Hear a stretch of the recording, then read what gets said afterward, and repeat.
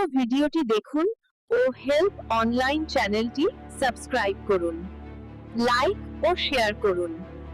Help online এ আপনাকে স্বাগতম। আজকে আমরা আলোচনা করব জগদ্ধাত্রী ধারাবাহিকের 1060তম পর্ব নিয়ে, যা অপ্রত্যাশিত মোড় এবং আবেগঘন চমকে ভরা ছিল।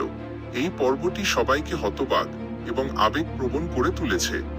যদি আপনি এই ধারাবাহিকের একজন সত্যিকারের ভক্ত হন, তাহলে এই বিশদ বিশ্লেষণটি আপনার কিছুতেই মিস করা উচিত নয়। পুরো বিশ্লেষণটি দেখলে আপনি বুঝতে পারবেন এরপর কি হতে পারে এবং কেন এই পর্বটি সাম্প্রতিক সময়ের সবচেয়ে আলোচিত পর্বগুলোর মধ্যে একটি। চলুন 1060তম পর্বের সম্পূর্ণ বিশ্লেষণে প্রবেশ করা যাক। জগদ্ধাত্রীর মানসিক অবস্থা। প্রথমে আমরা জগদ্ধাত্রীর মানসিক অবস্থা নিয়ে কথা বলবো। আমরা দেখেছি কিভাবে সে ভালোবাসা, কর্তব্য এবং বিশ্বাসঘাতকতার জালে আটকা পড়েছে। তার চোখে বেদনা ফুটে উঠেছে, কিন্তু তার নীরবতা শক্তি প্রদর্শন করে। এই পর্বে তাকে এমন একজনের মুখোমুখি হতে হয়েছে যার কাছ থেকে সে কখনোই এমন কিছু আশা করেনি। আপনি কি অনুমান করতে পারছেন কে সে? হ্যাঁ, তার নিজের পরিবারেরই কেউ, যাকে সে সবচেয়ে বেশি বিশ্বাস করত। পর্বের শুরু এবং ত্রিধার রহস্য। পর্বের শুরুটা হয় একটি উত্তেজনাপূর্ণ পরিবেশ দিয়ে। জগদ্ধাত্রীকে বাড়িতে ঢুকতে দেখা যায়, কিন্তু কিছু একটা অন্যরকম মনে হয়। ত্রিধাকে ফোনে গোপনে কথা বলতে দেখেই তার মুখের অভিব্যক্তি বদলে যায়। আবহ সঙ্গীত ধীরে ধীরে বাড়তে থাকে, যা উত্তেজনা সৃষ্টি করে। এখন আপনার জন্য একটি প্রশ্ন, আপনার কি মনে হয় ত্রিধা কি সত্যিই জগদ্ধাত্রীর বিরুদ্ধে পরিকল্পনা করছে? মন্তব্যে আমাদের জানান। আপনার মতামত সত্যিই গুরুত্বপূর্ণ। স্বয়ম্ভূর নীরবতা এবং জগদ্ধাত্রীর কান্না। মূল গল্পে ফিরে আসা যাক। এদিকে স্বয়ম্ভূ তার আবেগ নিয়ন্ত্রণ করতে কঠোর চেষ্টা করছে। সে জানে জগদ্ধাত্রী কষ্ট পাচ্ছে, কিন্তু কিভাবে সমর্থন জানাবে তা সে বুঝতে পারছে না। 1060তম পর্বে তার নীরবতা শব্দের চেয়েও বেশি কথা বলে।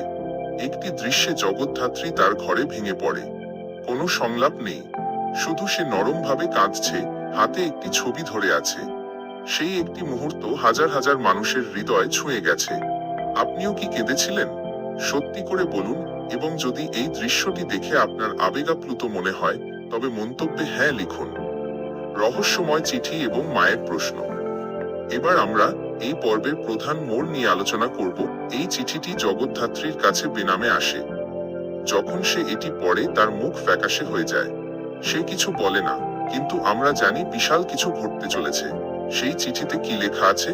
লেখকরা এখনো তা প্রকাশ করেননি, তবে আমাদের অনুমান এটি তার মায়ের অতীত সংক্রান্ত কিছু।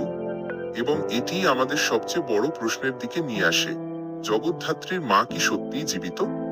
অনেক ভক্তদের মধ্যে এই তত্ত্ব নিয়ে আলোচনা হচ্ছে, এবং 1060তম পর্ব আমাদের ইঙ্গিত দেয় যে রহস্য এখনো শেষ হয়নি। একটি নির্দিষ্ট দৃশ্যে দেখা যায় একজন সাদা শাড়ি পরা মহিলা একটি জানালার পাশ দিয়ে হেঁটে যাচ্ছেন। জগদ্ধাত্রী তাকে লক্ষ্য করে না, কিন্তু আমরা করি। এটি কি একটি ভূত, নাকি তার মা? চূড়ান্ত মুহূর্ত এবং মুখোমুখি সংঘর্ষ। পর্বের শেষ 5 মিনিট নাটককে অন্য মাত্রায় নিয়ে যায়। জগদ্ধাত্রী এবং ত্রিধার মধ্যে একটি মুখোমুখি সংঘর্ষ হয়। চোখে আগুন, কণ্ঠে বেদনা, এবং হলের মাঝখানে একটি চ্যালেঞ্জ ছুঁড়ে দেওয়া হয়। জগদ্ধাত্রী বলে, তুমি আমাকে ভাঙার চেষ্টা করতে পারো, কিন্তু আমি হার মানব না। শক্তিশালী, তাই না? পরবর্তী পর্বে কি আশা করা যায়? তাহলে পরবর্তী পর্বে আমরা কি আশা করতে পারি?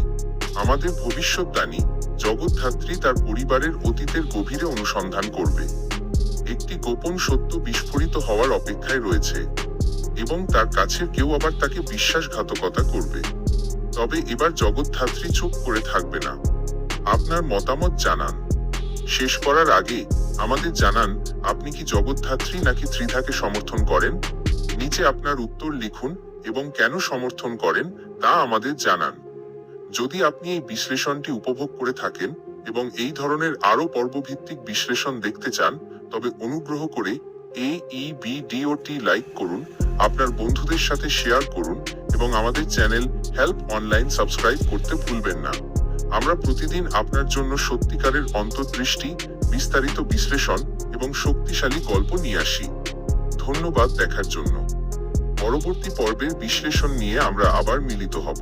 ততক্ষণ পর্যন্ত নিরাপদে থাকুন, কৌতূহলী থাকুন এবং জগৎধাত্রীকে সমর্থন করতে থাকুন।